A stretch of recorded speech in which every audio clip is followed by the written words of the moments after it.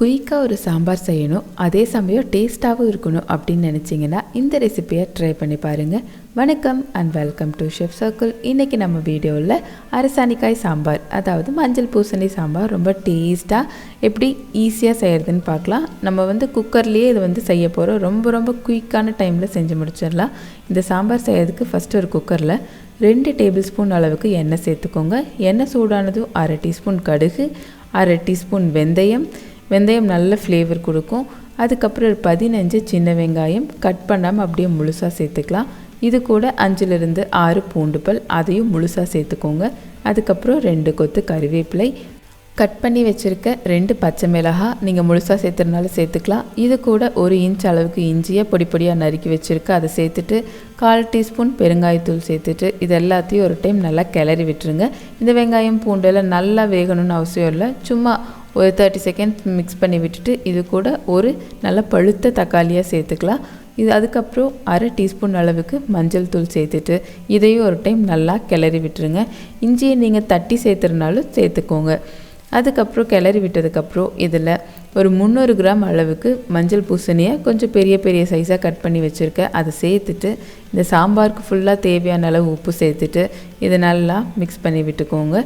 மஞ்சள் பூசணி இது சாம்பாரில் ஒரு சூப்பரான டேஸ்ட்டு கொடுக்கும். இதுக்கப்புறம் இதில் 1 டேபிள் ஸ்பூன் அளவுக்கு சாம்பார் பவுடர் சேர்த்துக்கலாம். சேர்த்துட்டு ஒரு 30 செகண்ட்ஸ்க்கு இதை நல்லா கிளறி விட்டுடலாம்.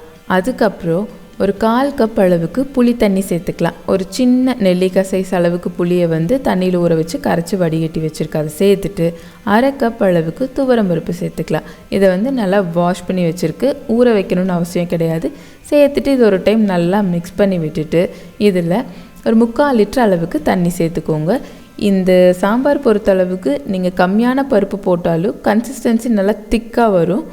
தண்ணி சேர்த்துட்டு இதில் கடைசியாக டேஸ்ட் பூஸ்டர்னே சொல்லலாம், இந்த துருவின தேங்காய் ஒரு 2 டேபிள் ஸ்பூன் சேர்த்துட்டு இதை நல்லா மிக்ஸ் பண்ணி விட்டுருங்க.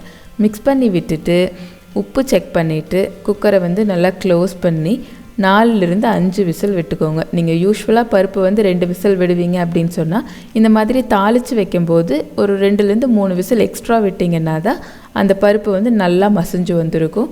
ஸோ இப்போ நல்லா விசில் எல்லாம் வந்துருச்சு, ஒரு 5 விசில் நான் விட்டுருக்கேன். விசில் நல்லா போனதுக்கப்புறம் ஓப்பன் பண்ணி பார்த்தா பருப்பு ஃபுல்லாக நல்லா வந்துருச்சு. அரசாணிக்காயும் சிலது கரைஞ்ச மாதிரி ஆயிடுச்சு, சிலது அப்படியே இருக்குது. சப்போஸ் உங்களுக்கு பருப்பாக இருக்குது அப்படின்னு சொன்னால் அதை நல்லா மசிச்சு விட்டுருங்க. அரசாணிக்காயோடையும் சேர்த்தே மசிச்சு விட்டுட்டிங்கன்னா காய் போட்ட மாதிரியே இருக்காது, ஆனால் காய் போட்ட சாம்பார். சிலர் அரசாணிக்காய் பிடிக்காதுன்னு சொல்லுவாங்க. அப்படி இருக்கிறவங்களுக்கெல்லாம் இந்த மாதிரி சாம்பார் செஞ்சு கொடுத்துட்டிங்கன்னா அதில் அரசாணிக்காய் இருக்குன்னே தெரியாமல் கூட சாப்பிட்டுக்குவாங்க. கடைசியாக கொஞ்சம் கொத்தமல்லி தழை தூவி விட்டிங்கன்னா ஒரு அட்டகாசமான அரசாணிக்காய் சாம்பார் ரெடி. இது இட்லி, தோசை, சப்பாத்தி எல்லாத்துக்குமே ஒரு சூப்பரான காம்பினேஷனாக இருக்கும். இந்த குயிக்காக செய்யக்கூடிய அரசாணிக்காய் சாம்பாரை செஞ்சு பார்த்துட்டு எப்படி வந்துச்சு அப்படின்னு சொல்லி உங்களோட ஃபீட்பேக் எனக்கு கமெண்ட்டில் சொல்லுங்கள். ப்ளஸ் உங்களோட சப்போர்ட் இல்லாமல் எதுவுமே பாசிபிள் கிடையாது. ஸோ இது வரைக்கும் நம்ம சேனலை நீங்கள் சப்ஸ்கிரைப் பண்ணலை அப்படின்னு சொன்னால் மறக்காமல் சப்ஸ்கிரைப் பண்ணுங்கள். கூடவே பக்கத்தில் இருக்கிற பெல் ஐக்கானையும் ப்ரெஸ் பண்ணுங்கள். அப்போ தான் நான் போடுற வீடியோஸோட நோட்டிஃபிகேஷன் உங்களுக்கு வரும். Thank you for watching. Take care. Bye bye.